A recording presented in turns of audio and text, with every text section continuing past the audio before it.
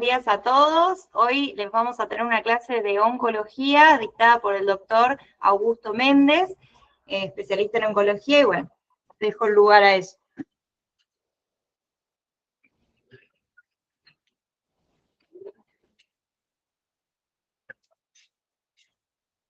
Buenos días. Bueno, ahí tenemos, ¿este lo podemos poner acá? Ahí. Perfecto. Bueno, buenos a todos. La idea es charlar un poco de lo que son las urgencias en oncología.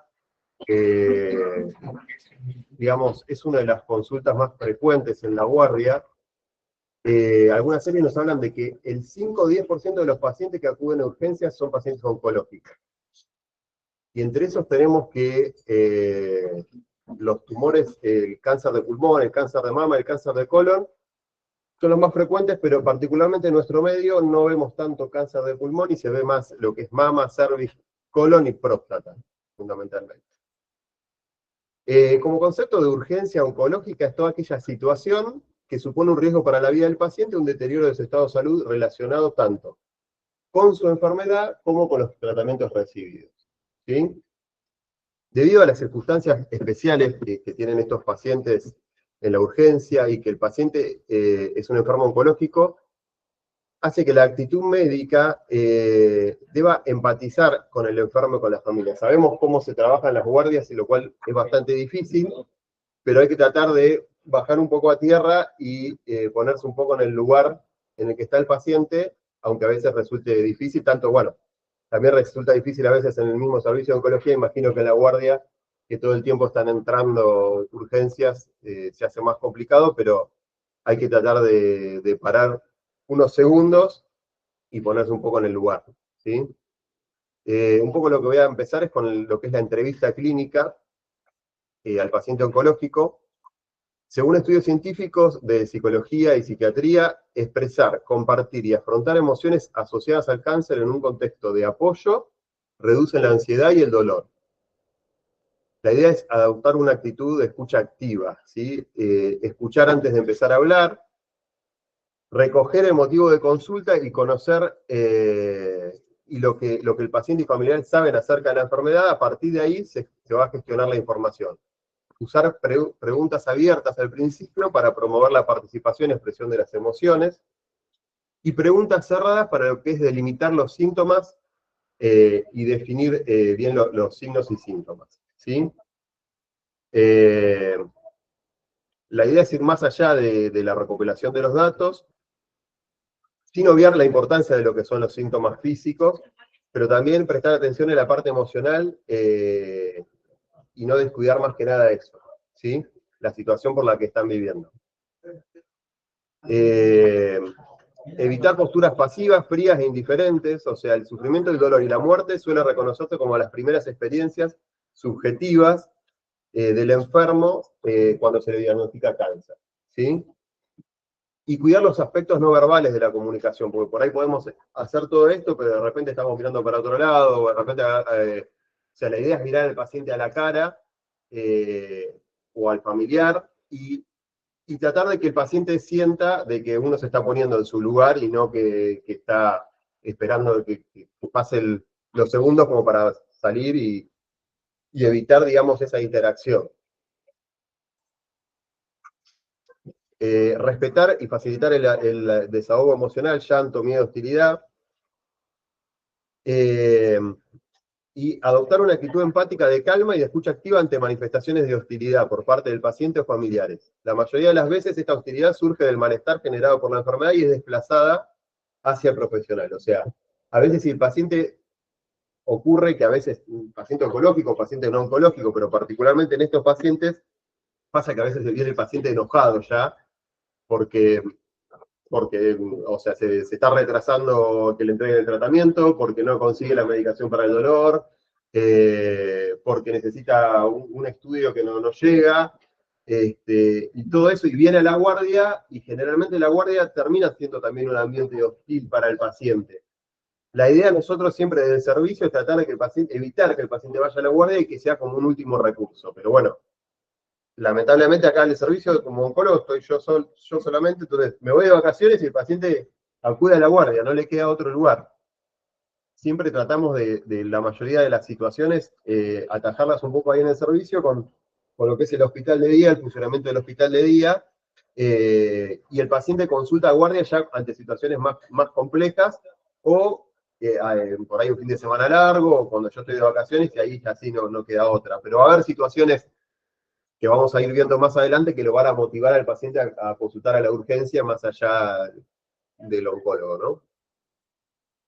La idea de la charla, porque no hice ninguna introducción, nada, es hablar de algunas cuestiones que son, hablamos primero de lo que es la entrevista oncológica en la guardia, hablar cuestiones relacionadas con urgencias oncológicas, y por último, la etapa de final de vida y el tema de la sedación paliativa. En realidad hay muchos temas para tratar, es corta la clase, pero la idea es dar un pantallazo de las cuestiones más importantes que necesitamos que el médico clínico maneje en la guardia. Hay muchas de estas cuestiones que por ahí son cuestiones clínicas, que por ahí algunas ya conocen el manejo, pero otras por ahí no tanto o no están tan familiarizados, ¿sí? Los síntomas neurológicos, dentro de ellos lo más importante que tenemos es la compresión medular, que se produce por invasión, atrapamiento, desplazamiento de la médula o raíces nerviosas, por la enfermedad neoplásica en este caso. Es la segunda complicación neurológica más frecuente después de las metástasis cerebrales, y el principal factor pronóstico es el estado neurológico previo al inicio del tratamiento. O sea, por lo que es esencial el diagnóstico precoz como la instalación de maniobras terapéuticas lo más rápido posible. Ya que si se producen déficits neurológicos como retención urinaria, ahí ya son las fases finales de la compresión medular y ya prácticamente el tratamiento no va a tener mucho efecto. Entonces, etiología puede ser producida por cualquier tumor, pero especialmente los tumores de mama, pulmón y próstata son los más frecuentes, y otros como el linfoma, sarcomas, mielomas o el carcinoma renal provocan la compresión medular. Ocurre por invasión directa del tumor primario, que es menos frecuente, o lo más frecuente en el 90% de los casos por invasión metastásica. Y lo que causa es una alteración funcional motora y sensitiva por debajo del nivel de la compresión. Como dijimos, 90% de las causas son metástasis óseas, 9% son metástasis meningias y un 1% metástasis intramedulares. La columna dorsal es la más frecuente, que afecta en un 60-70%, luego la lumbar y la cervical. Lo más importante de esto es la clínica que tiene. El síntoma más frecuente inicial es el dolor, 70-90%. Eso precede al diagnóstico incluso semanas o meses. Por eso es importante el interrogatorio.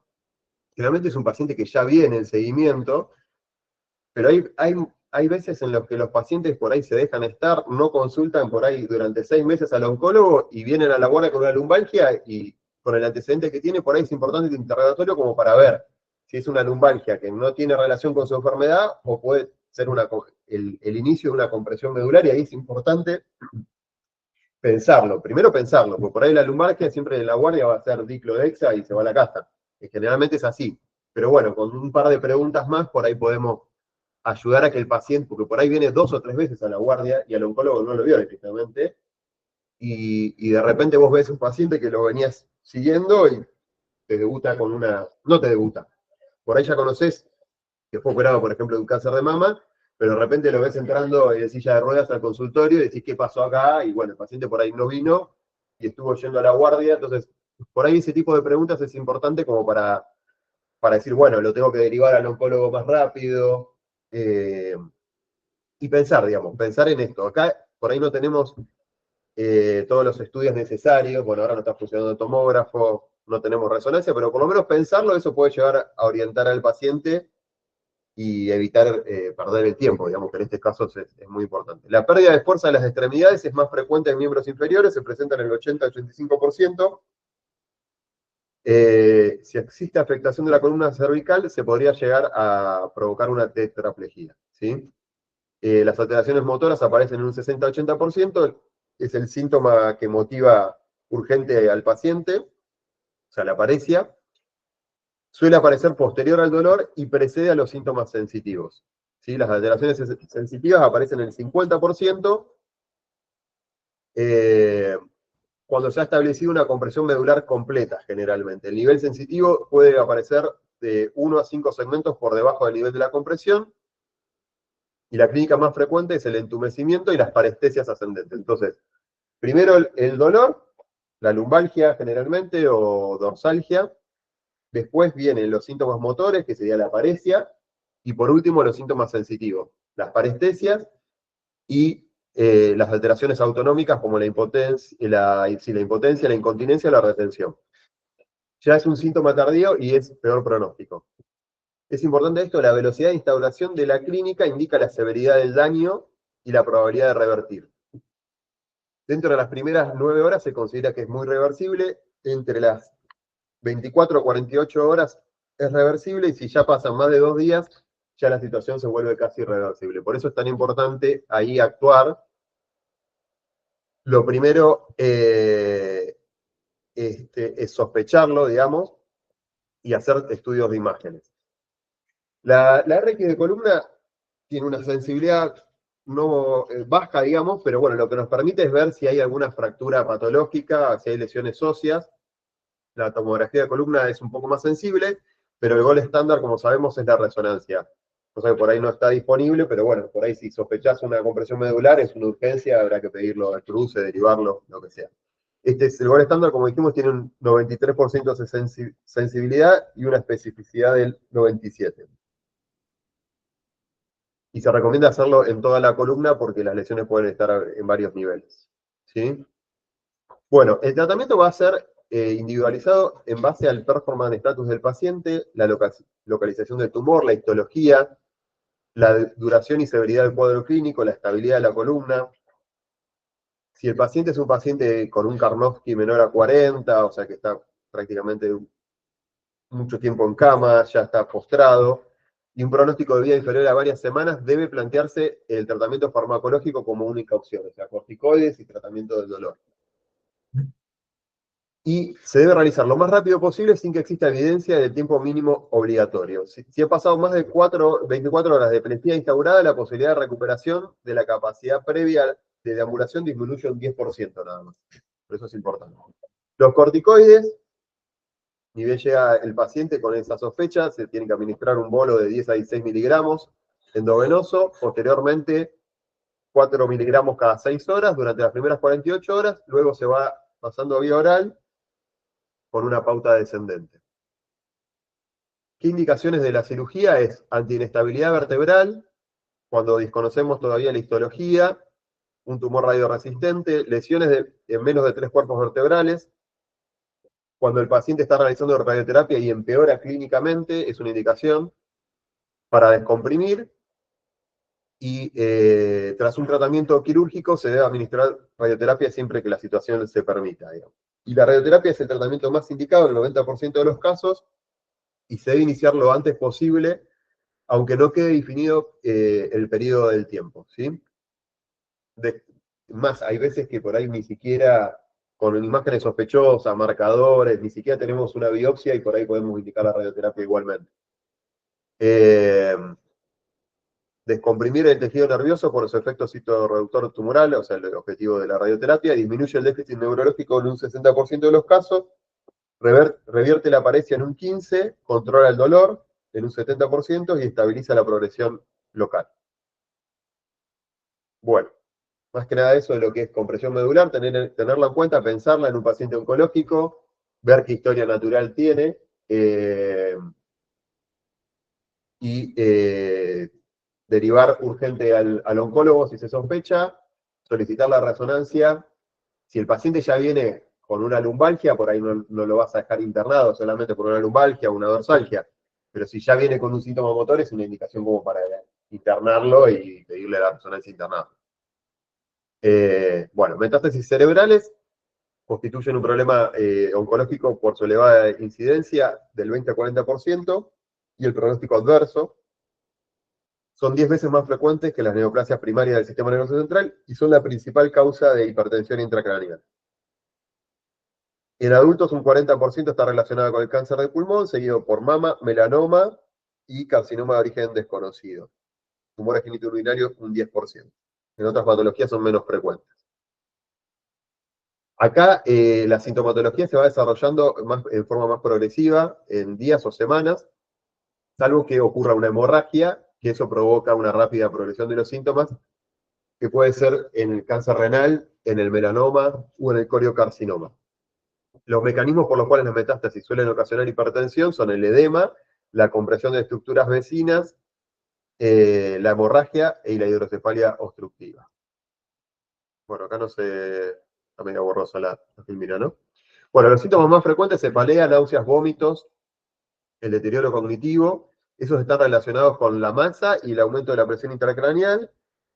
Y después los relacionados con la afección focal, como alteraciones motoras, sensitivas, las convulsiones y trastornos en el habla.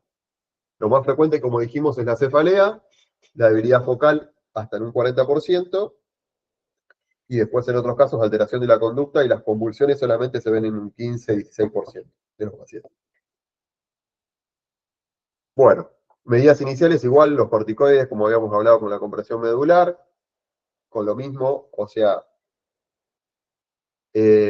para disminuir la dosis, se va disminuyendo un cuarto de dosis cada 5 días cuando al paciente se le pasa vía oral. Si reaparecen los síntomas, se vuelve a la pauta inicial que lo controlaba. Y se lleva, la reducción es a partir de la segunda semana de tratamiento. Por ejemplo, si el paciente recibió radioterapia o una cirugía. Y si los pacientes continúan empeorando, algunos autores recomiendan administrar manitol. Y en la mayoría de los casos el tratamiento es la radioterapia craneal. Va a depender un poco de los síntomas que tenga el paciente, de la cantidad de metástasis. Hay tratamientos nuevos que hoy día nos permiten evitar la radioterapia, como es la inmunoterapia. Por ejemplo, en el caso de melanoma, tenemos pacientes con cáncer, con melanoma, metástasis cerebrales múltiples, sintomáticos, que por ahí empiezan un tratamiento y empiezan a reducir los síntomas. Por ahí, si ya el paciente está con signos de cefalea intensa o hipertensión endocraniana, por ahí en algunos casos sí tenemos que indicar la radioterapia de urgencia, pero si el paciente nos da, por ahí en algunos casos está cambiando un poco eso. Y después lo que es el tratamiento quirúrgico, que tiene determinadas indicaciones, que son metástasis únicas, menor de 2, única puede ser hasta 2 o 3, menor de 2 centímetros, pero en muchos casos se está reduciendo la cantidad de resecciones de metástasis. Va a depender de un poco de la histología, también un poco esto de que respondan a los tratamientos, es como que fue variando el... Y después está la radiocirugía, que es equivalente a la cirugía, que son como dosis más altas en una lesión particularmente, y que no tienen la toxicidad de la radioterapia craneal, que genera un deterioro cognitivo a largo plazo en los pacientes. Y la neurocirugía, como decía, está indicada si hay una sospecha mediante TAC o resonancia de lesiones benignas ante la necesidad de un diagnóstico histológico, cuando no existe un primario conocido, empeoramiento clínico que requiera una descompresión quirúrgica, y ante metástasis técnicamente extirpables con primario controlado. Bueno, hasta ahí con los síntomas neurológicos, que hay algunos otros temas más, pero como el delirium, pero bueno, no vamos a poder abarcar todo. La obstrucción intestinal es otro de los síntomas que puede motivar de urgencia a la guardia. Es el proceso que impide la evacuación del contenido digestivo con detención del tránsito intestinal por obstrucciones de la luz o alteraciones de la motilidad. Múltiples factores. Hay causas oncológicas, principalmente los tumores pélvicos o digestivos, que se provocan por compresiones extrínsecas de masas tumorales, una obstrucción endoluminal o intraluminal por una neoplasia que infiltra la pared y obstruye la luz de la misma, alteración de la motilidad intestinal por infiltración mesentérica o infiltración del plexo celíaco. Síndromes paraneoplásicos. Y después están las causas no oncológicas, como el estreñimiento, la impactación fecal, el edema intestinal inflamatorio, la trombosis mesentérica, adherencias postquirúrgicas, radioterapia, hilio, fármacos como los opioides, que bueno, eso lo vemos mucho, realmente causan cuadros más suboclusivos que oclusivos, por ahí no tienen esa clínica de vómitos fecaloides, pero también para pensarlo. El tratamiento quirúrgico está indicado para restaurar el tránsito digestivo. La mortalidad postoperatoria es muy alta, hasta el 45%, por lo que la indicación tiene que ser más exquisita. O sea, está contraindicada en un paciente con bajo Karnofsky, gran ascitis, mal estado nutricional, tumores difusos, carcinomatosis peritoneal, dificultades en la técnica quirúrgica, reobstrucciones. En esos casos, por ahí se intenta más por un tratamiento médico y paliativo. ¿Viste? En algunos casos puede ser la indicación para una pseudoanalgesia. O sea, se ponen corticoides, se pone una sonda nasogástrica. Las endoprótesis autoexpansibles también, cuando la obstrucción es de intestino delgado y en colon. Pero hay que ver que haya un único nivel de oclusión intestinal y que no exista carcinomatosis, porque ahí no entraría. Bueno, el tratamiento médico, como decíamos en estos casos, que el paciente ya lleva un deterioro importante, como dijimos, la aspiración, la dieta, la hidratación, antieméticos, la morfina para el dolor y el midazolam, como dijimos, si se está planteando ya una sedación. Bueno, seguimos con otro de los temas que sí es bastante frecuente de recibir acá en la guardia, que es la neutropenia febril. Es la complicación más frecuente en pacientes oncológicos y se asocia a una gran morbimortalidad. Está definida por una temperatura corporal mayor a 38 en 3 o más determinaciones repetidas en 24 horas, junto con un recuento de neutrófilos menor a 500 o menor a 1000, si se prevé que descienda a las 48 horas. Por ejemplo, si el paciente hizo la quimioterapia hace una semana, viene a la guardia, nosotros vemos que por ahí tiene una neutropenia, pero podemos esperar que en los próximos 2 o 3 días esa neutropenia se profundice. Ni hablar si son los esquemas que se hacen en hematología, que generalmente son más fuertes y generan neutropenias más profundas.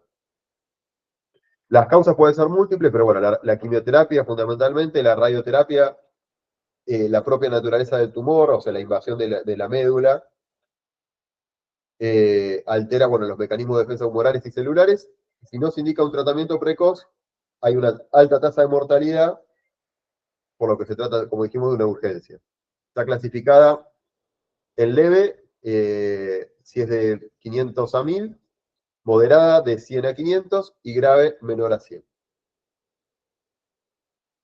Y el cuadro va desde un proceso infeccioso leve hasta un shock séptico.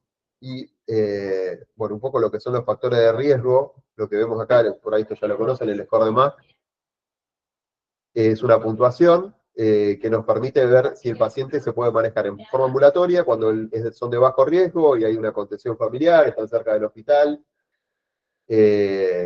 como sería, bueno, acá la gente que vive por acá, no es que tenemos población rural en la zona. Si es mayor a 21, que va a tener que ver con que no tenga síntomas, con que no sea un paciente POC, con que no haya tenido hipotensión. Los tumores sólidos generalmente tienen mejor pronóstico, lo que son las neutropenias febriles, que los hematológicos.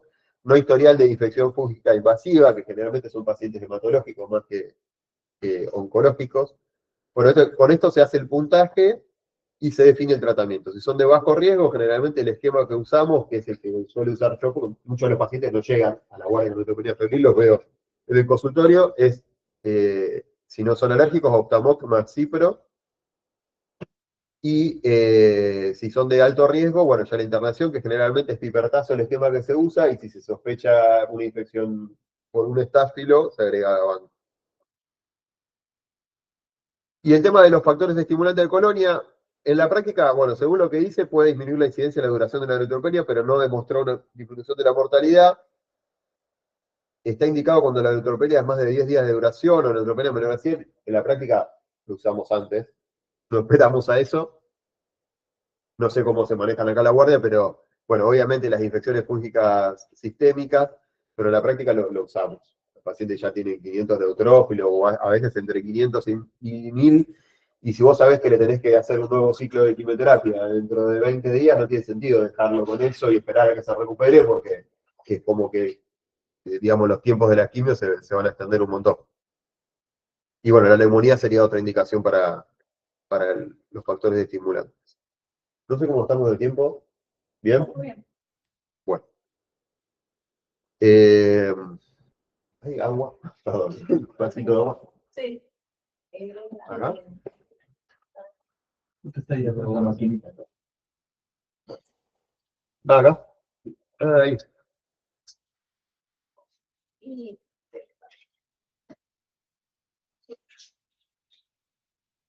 Si me quieren parar acá, porque no me paró nadie, hacer alguna pregunta. Estamos en el mismo.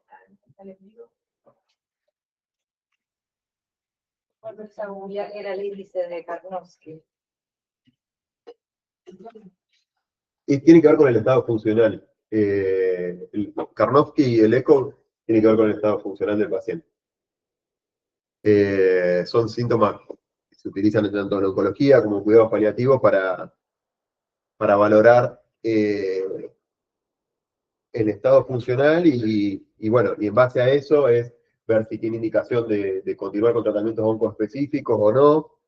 Bueno, en este caso lo charlábamos por el tema de qué tratamiento hacer ante la compresión medular. Si tenemos un paciente postrado que está desnutrido, que sabemos que tiene un pronóstico de vida corto, tampoco tiene sentido trasladarlo a hacer una radioterapia si el paciente, por más que le hagamos la radioterapia, no va a caminar, va a seguir postrado, entonces se hace tratamiento con corticoides y con analgésicos, digamos. Bueno, otro de los síntomas que puede consultar al paciente las urgencias oncológicas es el síndrome de la vena cava superior, que es la expresión clínica de la obstrucción del flujo sanguíneo en el retorno venoso a través de la vena cava. Las causas más frecuentes son el cáncer de pulmón en un 65% de los casos, el 38% de las células pequeñas, los linfomas, otras neoplasias, no neoplásicas, generalmente son masas mediastinales que generan la compresión. La manifestación clínica más frecuente es el edema cervicofacial y torácico y de miembro superior, que se llama el edema de esclaína, y la cianosis. El síntoma más frecuente va a ser la disnea, y pueden aparecer otros síntomas como la ingurgitación yugular, la circulación venosa colateral, la inyección conjuntival, la cefalea, tos, síncopes. Bueno, y generalmente lo típico es que al agacharse empeoran todos esos síntomas. El diagnóstico es clínico, ¿sí? Ya directamente cuando viene el paciente hinchado o azul, ya nos damos cuenta o lo sospechamos.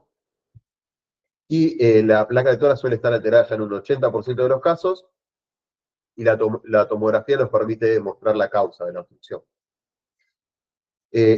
No es una urgencia vital, salvo que además exista una obstrucción traqueal, por lo que ahí sí debe alcanzarse un diagnóstico histológico antes, por lo que generalmente debemos alcanzar primero un diagnóstico histológico antes de hacer un tratamiento con radioterapia. Salvo esto que dijimos, que el paciente sea una urgencia vital, que ahí sí, por ahí hay que indicarle el tratamiento antes. Y va a depender un poco de la causa y qué es lo que vamos a hacer. Si hacemos quimio, si hacemos radioterapia, o si empezamos con la quimio y después indicamos los rayos para consolidar. Va a depender un poco de la histología. Las medidas generales, la oxigenoterapia, la postura semisentado, mantener elevada la cabeza. Se indican corticoides de entrada, aunque ningún estudio demostró su beneficio, la realidad es que se usan y sobre todo tienen más respuesta en el caso de los linfomas. Los diuréticos, bueno, hay que vigilar que el paciente no se deshidrate, eso hay que controlarlos, puede generar alteraciones iónicas y además puede generar efectos paradojales también. La colocación de las endoprótesis en pacientes que necesitan alivio sintomático rápido es independiente de la histología, eso también se utiliza actualmente. Bueno, esta también no se ve mucho, pero bueno.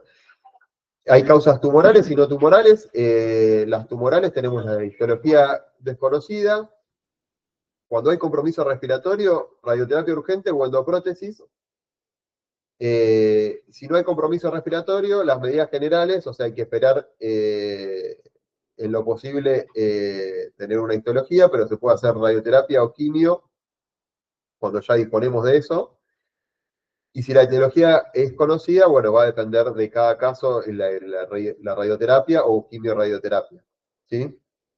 Y después hay otras causas que son no tumorales, como la trombosis de un catéter venoso central, que ahí en ese caso se hay que retirar el catéter y anticoagular. Bueno, otro de los temas, la hipercalcemia, que es la alteración metabólica más frecuente en el enfermo oncológico, puede aparecer hasta en 1/3 de los pacientes. La causa más frecuente son las metástasis, aunque también puede darse por producción paraneoplásica de péptidos relacionados con la PTH o de vitamina D. Hay que sospecharlo siempre en pacientes que acuden con náuseas, temblores, estupor o alteraciones neurológicas, ¿sí? Y calambres. La definición son cifras de calcio mayores a 10,5. La hipercalcemia grave es mayor a 14. Tener en cuenta el tema de lo que es la fracción ionizada y la corrección con la albúmina. La incidencia de hipercalcemia tumoral es mayor al 20%. Y es frecuente en el cáncer de pulmón, que aumenta la producción ectópica de paratormona y del péptido relacionado. Y se reabsorbe el calcio a nivel intestinal. Después las otras causas es por la reabsorción de las metástasis óseas. Y lo más frecuente es que en cáncer de pulmón y mama. Y después en el mieloma y en el carcinoma renal también.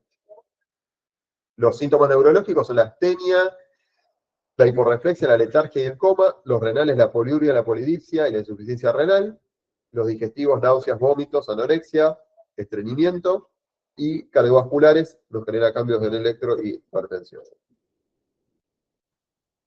El tratamiento, ¿cuándo lo vamos a hacer? Cuando el paciente tiene una hipercalcemia y está sintomático, o siempre que el calcio esté mayor a 13.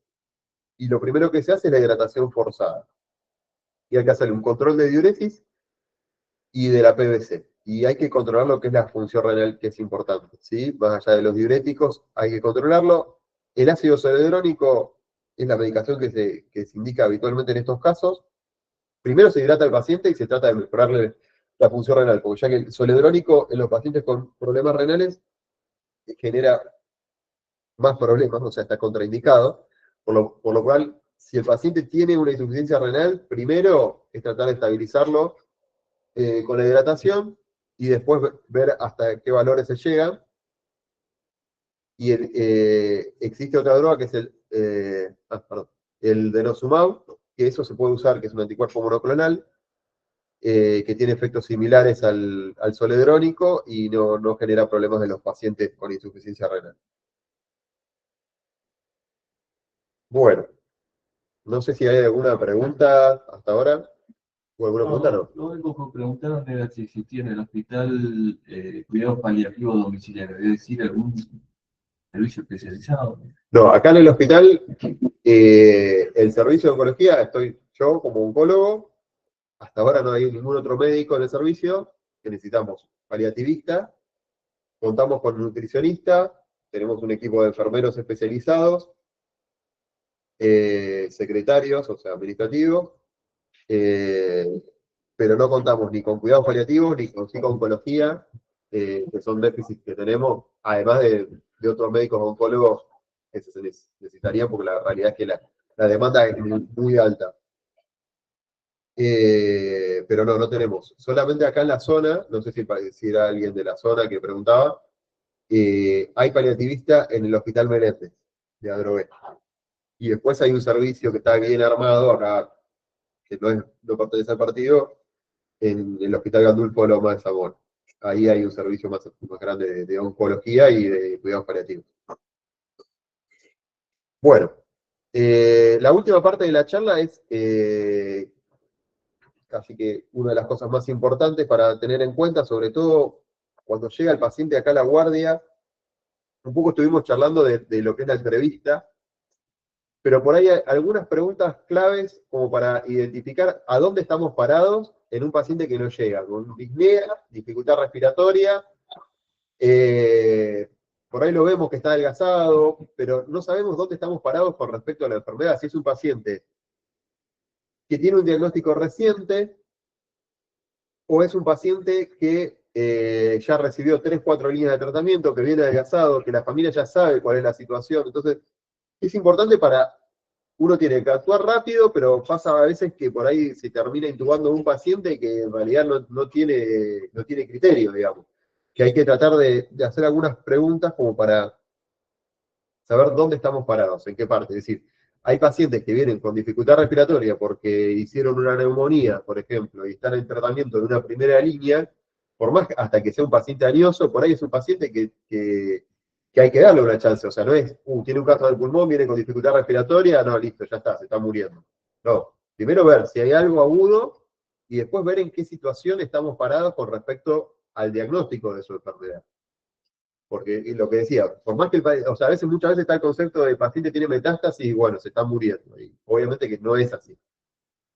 Cambió muchísimo, o sea, nunca lo fue así, pero ahora mucho menos. O sea, un paciente que está en una primera línea de tratamiento depende mucho de la biología que tenga, depende del estado previo del paciente, y en base a eso nos va a dar el pronóstico. Por ahí son pacientes que pueden vivir 3 años y uno lo recibe acá en la guardia y dice, bueno, no, ya está, no hay más nada para hacer. ¿Se entiende? O sea, como que eso es importante a tenerlo en cuenta y muchas veces, tanto el médico de la guardia como el clínico, por ahí no está empapado todo el tiempo de cuáles son los síntomas. O sea, y a veces el paciente tiene enfermedad avanzada y dice, bueno, no, y viene con una dificultad respiratoria, y otras veces pasa lo contrario, como dijimos, por ahí ya un paciente que está en una cuarta línea de tratamiento, que ya hizo todo, un paciente añoso y todo, y por ahí se termina intubando un paciente que no tiene ningún criterio, digamos. Que por ahí a veces la familia tampoco, a veces está en una situación de negación y es cuestión de hablarlo, a veces es difícil porque hay que tomar la decisión en poco tiempo, pero bueno, a tomarlo en cuenta para saber dónde estamos parados cuando llega ese paciente a la guardia. Bueno, la atención en el final de vida, el equipo de atención primaria de la salud, tanto en el centro de salud como en el hospital, puede recibir a un paciente y su familia en final de vida en 3 situaciones diferentes. Conocer previamente al paciente, por haber sido su médico de cabecera, haberlo diagnosticado y derivado a un centro de mayor complejidad, sería bueno eso, no ocurre generalmente. No conocer al paciente y que llegue referenciado por algún especialista de oncología, cirugía, clínica, y que presente síntomas descontrolados, lo que pasa más frecuente, y recibir la derivación de una unidad de cuidados paliativos para el seguimiento, que viene con un seguimiento domiciliario, con el resumen de historia clínica, el tratamiento y el teléfono de contacto. No pasa, te diría acá, nunca, acá en nuestro medio, por lo menos. Es raro que el paciente, pues no tenemos especialistas en cuidados paliativos, el acceso por PAMI es muy difícil, prácticamente si el paciente no lo paga particular, es difícil que acá en la zona lo tenga. Esto, las primeras 2 situaciones serían más ideales que la que nos pasa siempre, que es la segunda. La segunda, como dijimos, es la más compleja y la más frecuente para el médico general. Muy probablemente deberá abordar cuestiones vinculadas a la comunicación. ¿Sí? Deberá evitar enojarse con esa derivación en el último momento, que le demandará mucho trabajo para el control de los síntomas físicos y emocionales. Se confrontará con la desesperación de una familia sin contención, con muchos miedos. Esta situación suele producir el desánimo del médico generalista por la sensación de no poder hacer mucho. Sin embargo, hay mucho para hacer. ¿Cómo identificamos el final de vida frente a las dificultades? Para identificar a este paciente muriente, se han establecido una serie de signos y síntomas y situaciones que muchas veces son indicios suficientes para definir la cercanía del final de vida. Los signos que mostraron un mayor peso predictivo son cambios en la respiración, deterioro general, incluye mayor debilidad, disminución en el nivel de la conciencia, disminución de la ingesta de sólidos y líquidos, y la opinión de los cuidadores sobre una muerte próxima. ¿Sí? La sedación paliativa es la administración deliberada de fármacos que disminuyen el nivel de conciencia de forma superficial o profunda, transitoria o permanente, con la intención de aliviar el sufrimiento físico o psicológico no controlable y refractario a otras medidas terapéuticas, ¿sí?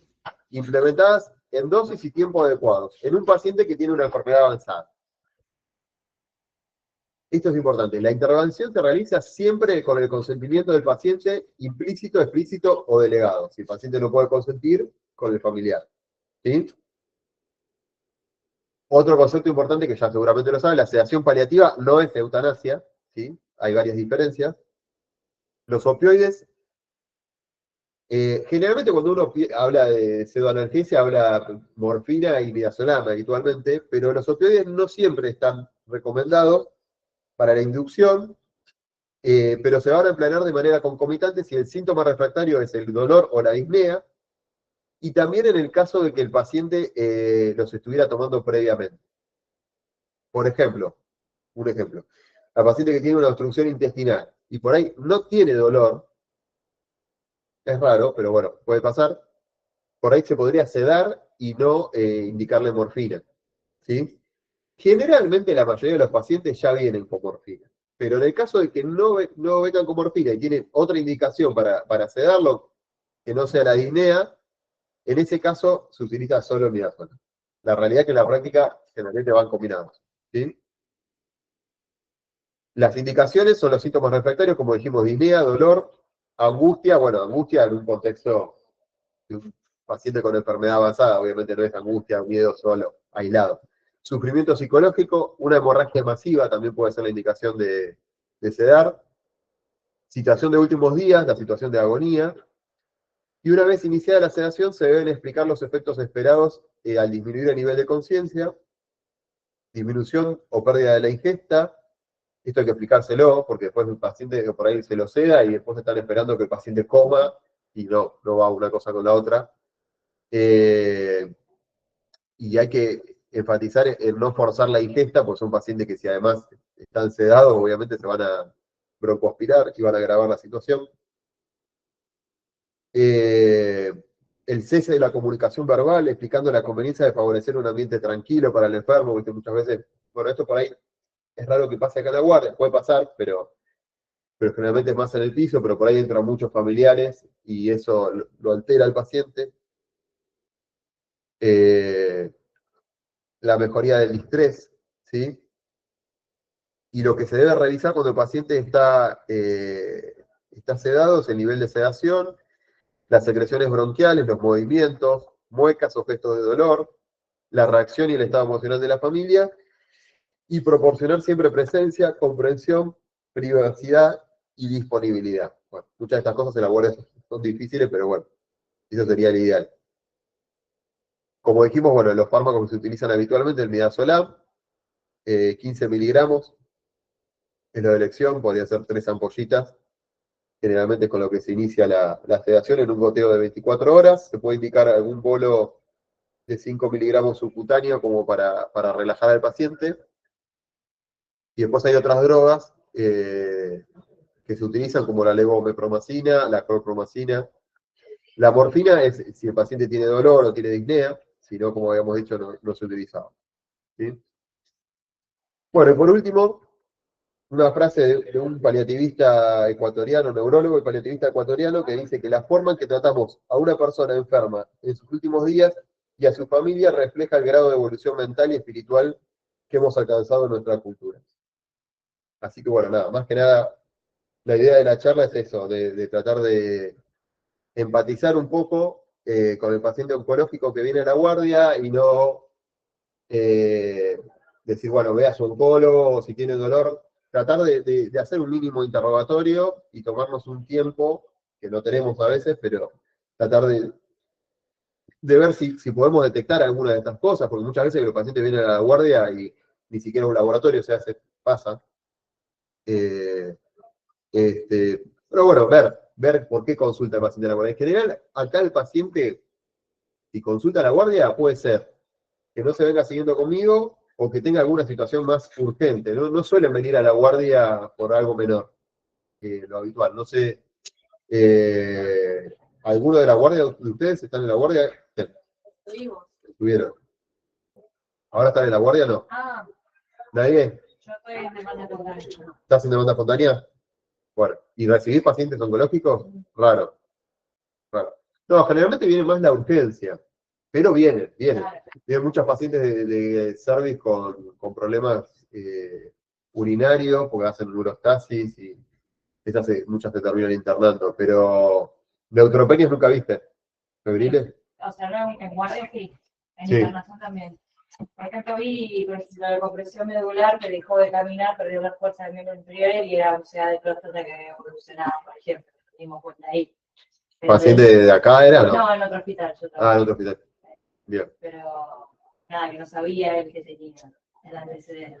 Ahí se descubrió. Se descubrió, debutó así. Bien. Bueno, no sé si hay alguna pregunta quieren hacer o hay Acá algo. le piden si quiere poner de vuelta la pirmina de los fármacos. Sí. Vamos atrás.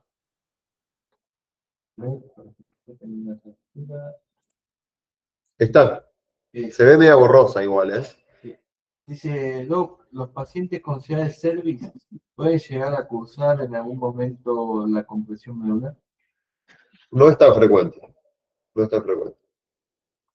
Cualquier paciente, en realidad. Pero por ahí en el cervix, las metástasis óseas no es la patología más frecuente habitualmente. Generalmente dan más compromiso ganglionar, dan una pelvis congelada, puede llegar a dar metástasis hepáticas. No es lo más frecuente, pero sí, cualquier tumor te puede generar compresión medular. Pero no es, por lejos no es lo más frecuente. Voy a ver si tenemos alguna otra. Parece que no. Nada más. Bueno, muchas gracias por la invitación. Le agradecen por la Espero que clase. haya servido, sobre todo para los médicos de la guardia, que no sé si están conectados ahora, porque en realidad la idea era para los médicos de la guardia. ¿Es asincrónico? Ah, queda grabado. Ah, bueno. Bueno, listo, cualquier cosa, si después me quieren hacer alguna pregunta, Lo vamos a estar pensando. muy bien. Bueno, Gracias. Muchas gracias. Vamos a ver si tengo-